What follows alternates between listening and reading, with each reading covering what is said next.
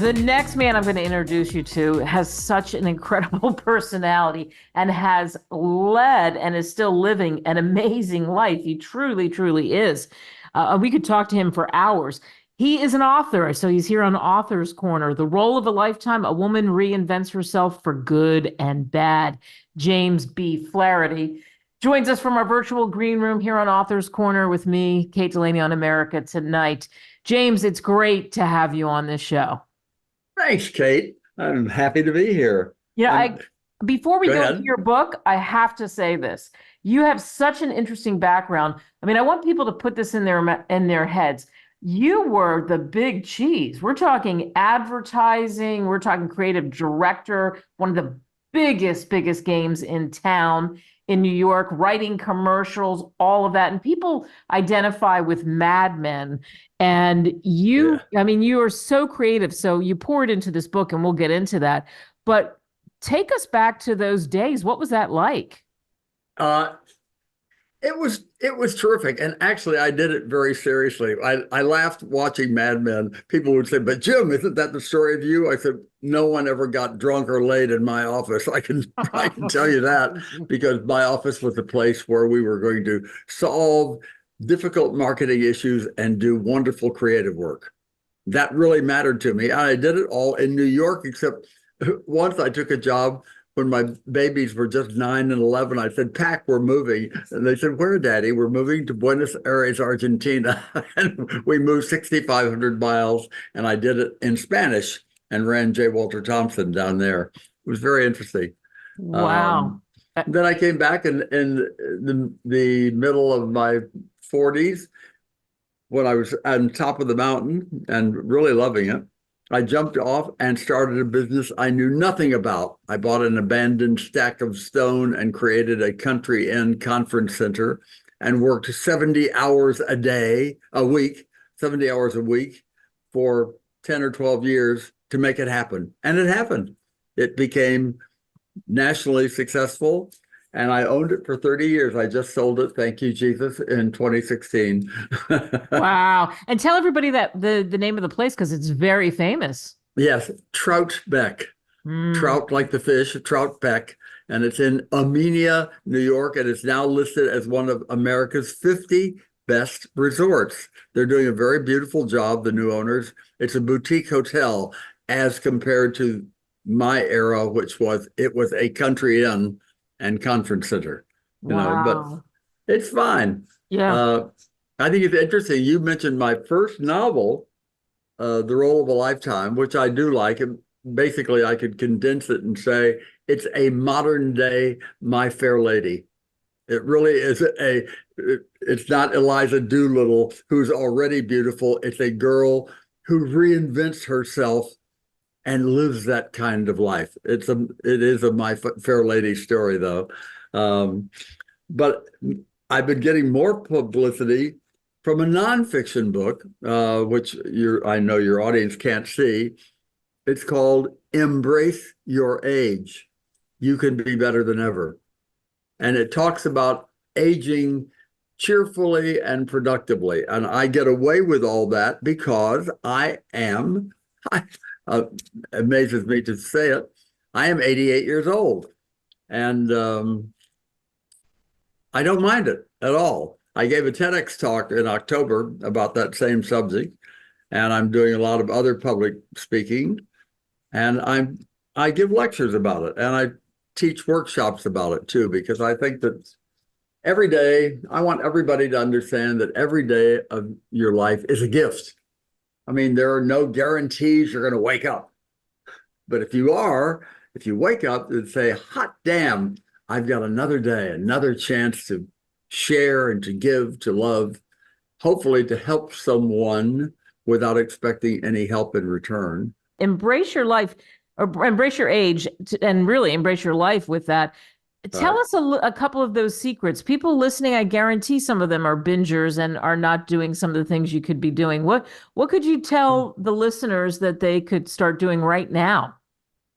Well, uh, I'll tell you, it's a funny story, but it's true.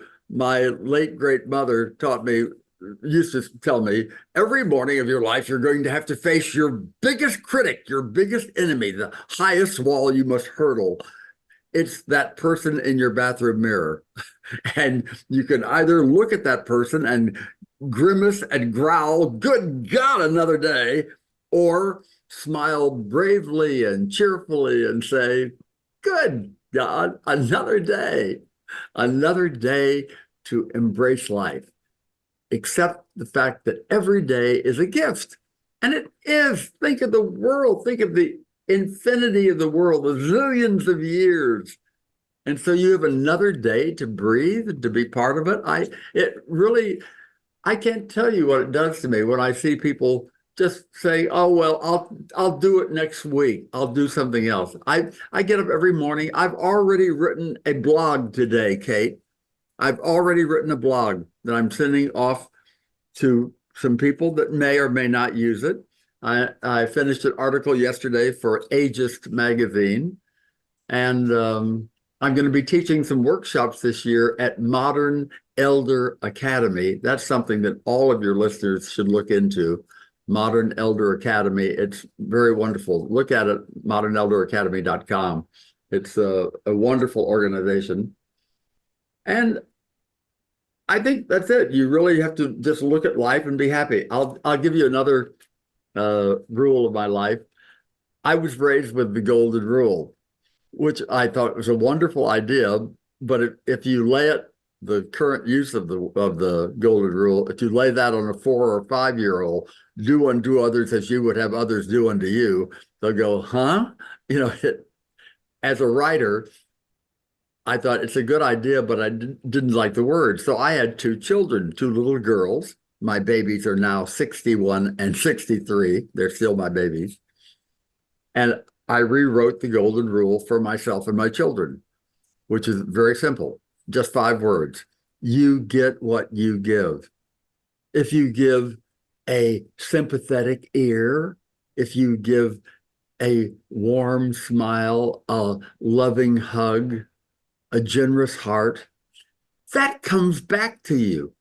If all you do is criticize and complain and bitch and moan, that comes back also and bites you, you know where. So I say to people, think about it. It's not that hard. Give good, get good.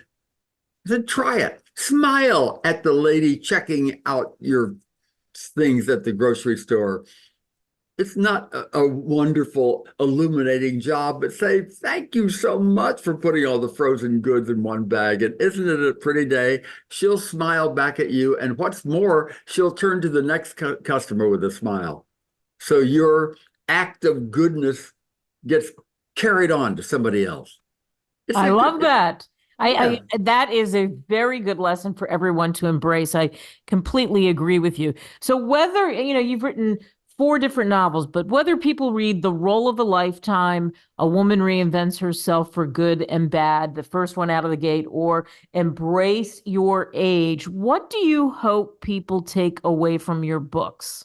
Well, the 2 novels, The Role of a Lifetime and Claire, Wife, Mother, Mistress, Murderer, are both pure fiction. They have romance, a little sex, international travel, Broadway, the high life in New York. They are for entertainment. But I also hope that from them people will realize that both of those novels were written on a basic truth, something that I've always admired and envied, which is the brilliance and strength of women's friendships with other women. We men are too dumb to do that. We do not know how to get a circle of men that are going to make the good times better and the bad times more bearable. Women do that. And both books actually are about that. Both books, if I would like both, by the way, I'd like both of them to be made into movies or TV series. And a casting director would love them because the main characters are women. They have 5 or 6 very strong women. The men are important, of course, but it is the women who carry the story. I like those.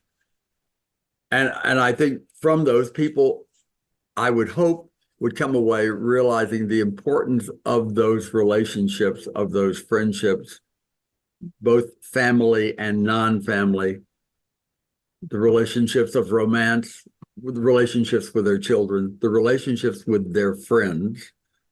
They would realize how important that is in their life. Because I know too many people, good God, Kate, I could make a list of people that I look at and I say, God, they don't have a best friend forever. They don't have somebody out there to call on. Every piece of research in the world shows that for the people who live a long and happy life, it's based on connections. What a zest for life. What an interesting person you are. You can get these books on Amazon or Barnes and Noble. Not, James. yeah, I don't know whether Barnes does, but certainly go to Amazon. Yeah. And I would invite people to get to know me by going to my website, which is my name. It's just James B. Flaherty, FLAHERTY.com. JamesBFlaherty.com. And there you'll know more than you would ever want to know about me. I think we all want to know more and spend time with you. James, thank you so much. Well, it's been my pleasure, Kate.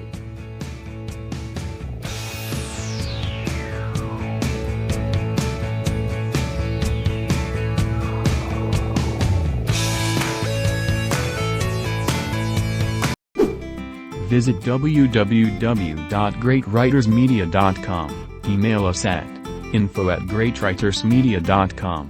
Call us at 877-600-5469. Subscribe now.